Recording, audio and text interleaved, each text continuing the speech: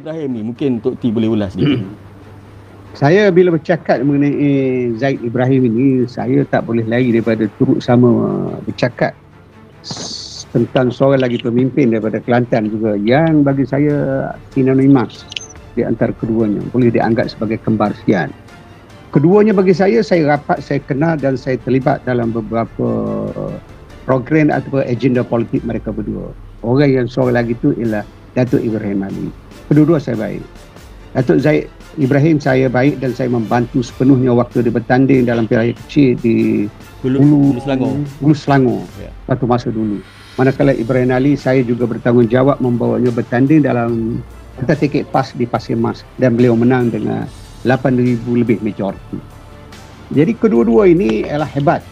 Dan kita kalau membicarakan soal politik di Kelantan, mereka tidak boleh dilepaskan begitu saja sebab mereka seorang tokoh, seorang yang ada pengaruh dan seorang punya kaliber. Tapi apa yang sedikit memuskilkan saya bila saya mendekati mereka, mengenali mereka, menggauli mereka, bekerjasama dengan mereka dan membantu mereka, mereka tidak ada prinsip sebenarnya. Mereka tidak ada prinsip dan mereka lebih mementingkan soal diri mereka sendiri. Mereka menunjukkan kononnya mereka ada prinsip, sebenarnya mereka tidak ada prinsip. Misalnya Zaid Ibrahim, dia pernah menyertai parti politik.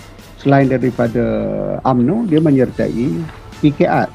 Selepas dia menyertai PKR, dia menubuh parti kita. Selepas dia menubuh parti kita gagal, dia menyertai DAP.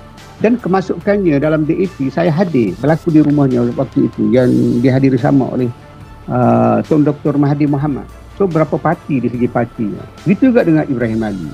Daripada UMNO kepada 46, kepada 46 kepada Berjasa, daripada Berjasa kepada UMNO.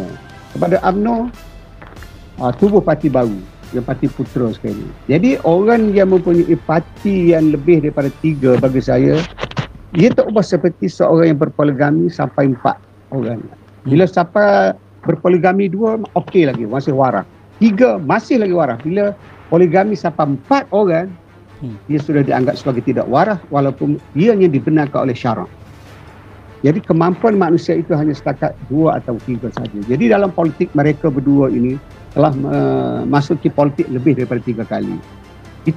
Itu sifat yang saya kenali di antara keduanya. Jadi apabila dia tiba-tiba menjelma menjadi peguam kepada Datuk Seri Najib untuk pendengaran rayuan di Mahkamah Persekutuan, saya tidak heran selepas beliau gagal untuk mendapat tempat dalam DAP. Beliau ada cita-cita untuk mendapat menjadi ahli CCG dalam DAP. Majlis Komiti Pusat CEC. Sebelum waktu COVID dulu, beliau ada panggil saya dan merencanakan macam mana beliau boleh menduduki salah satu tempat dalam CCC dalam majlis pusat DAP itu. Tapi kerana COVID, rancangan itu tergendala. Dan beliau juga sebelum ini pernah nak bertanding di Johor. Dan beliau meminta tolong saya menyiapkan satu tulisan berupa dia punya risalah. Tapi tiba-tiba tak jadi itu, maka dia tinggal diam begitu saja. Itu pribadi atau karakter apa ni? Saudara Zaid Ibrahim ni. Jadi kalau saya dengan prinsip saya, kalau dia betul, soal betul dan saya menegur sesiapa saja, sebab tu dia pernah samam saya. Sebab saya samam dia sebab saya menceritakan soal bolak-balik dia di dalam politik. Sekejap begini, sekejap begini. Lantas dia tidak senang dia samam saya. Orang tak tahu di sebalik dia samam saya itu akhirnya berlaku penyelesaian di mahkamah. Dia suruh Saat Khabar itu meminta maaf padanya dan termasuk saya sendiri. Dan dia membeli Saat Khabar itu, kemudian dia jual pula Saat Khabar itu, dia bagi 1,000 pula kepada Saat Khabar itu. Itu satu benda yang pelik. Jadi apakah benda yang dia kejar, saya pun tak faham. Walaupun saya disaman, tetapi dia masih lagi memanggil saya untuk berbincang soal politik dan sebagainya. Itu saya sebut tadi, sebelum COVID ni dia panggil saya macam mana nak menempatkan dia dalam kuasa pusat pendidik DAP itu. Jadi saya pelik dengan cara dia berpolitik ini. Begitu juga dengan kawan yang seorang lagi tu, Ibrahim Ali. Sebab tu saya di Kelantan saya katakan ada 2 orang yang mempunyai persamaan.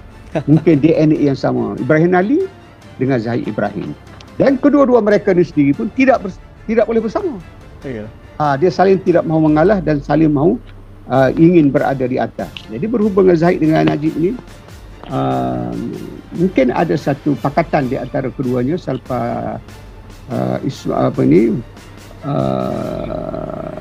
Syafin Abdullah gagal untuk mendapat free counsel lawyer di United Kingdom itu. Jonathan Laidlaw nama dia.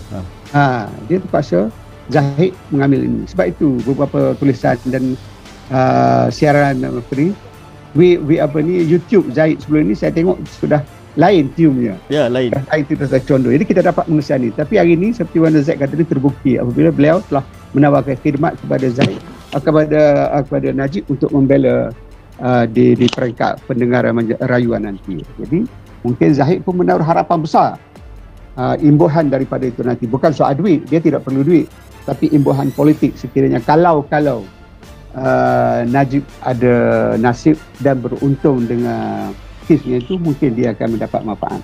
Itulah sedikit gambaran yang boleh saya berikan, memberi latar belakang mengenai karakter ataupun sifat bekas Menteri Undang-Undang dan juga bekas Ahli Parlimen Kota Baru ini, Zahid Ibrahim. Ya, dulu saya suka orang nama Zahid Ibrahim, seorang peguam yang bagi saya peguam hebat lah. Dan dia bukannya anak orang senang, dia pun melalui zaman-zaman sukar ketika dia remaja. Saya ada satu buku tu tapi saya tak sempat habiskan baca sebab saya pinjam kawan saya minta balik. Yang mana buku apa Z tajuk dia? Ya, Zahid Ibrahim yang tulis tu. Apa buku tu? Aku Melayu juga. Yang ada cover dia basikal basikal ke apa? Ada Aku Melayu. Ya. Aku pun Melayu. Ada, saya ada. Ya. Kalau Z baca betul-betul buku tu, ada nama saya dalam tu. Kenapa ada nama saya? Itu nak menunjukkan akrabnya saya dengan dia ni. Ya. Saya pun minat dengan dia yang berterus terang, yang berani, yang outspoken.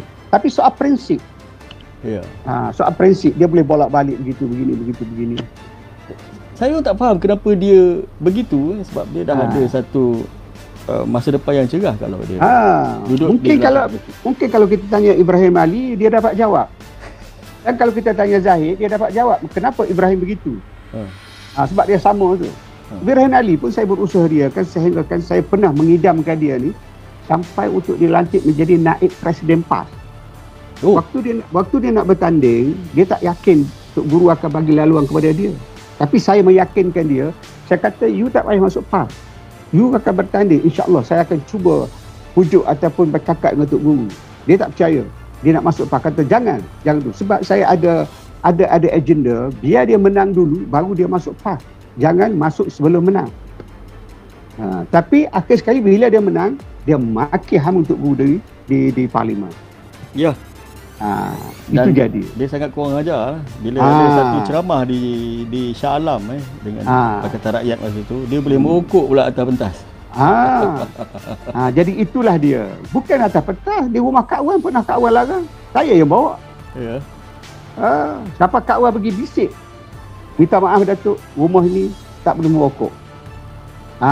Tapi itu kebiadaan kami itu pada orang kata sifat yang tidak sopan je lah, tidak menjejaskan prinsip politik. Tapi apa yang kesal mereka berdua ni, dia boleh menjejaskan prinsip politiknya sendiri.